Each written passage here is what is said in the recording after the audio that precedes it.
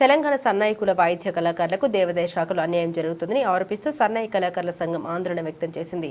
దేవాదాయ శాఖ అధికారుల తీరుకు నిరసనగా బొగ్గులకుంటలోని కమిషనర్ కార్యాలయం ముందు నిరసన తెలిపారు.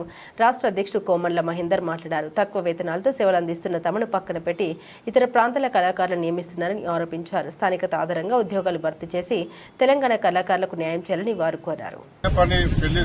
పెళ్లిళ్ళు వాయించుకుంటూ దేవాలయాల్లో చేసుకుంటూ ఈ వృత్తి తప్ప వేరే పని చేసుకోకుండా బతుకుతున్న వాళ్ళని ఇప్పుడు వచ్చిన వేరే వాళ్లను వృత్తిలో తీసుకుంటూ మా వాళ్లకు అన్యాయం చేస్తున్నారు.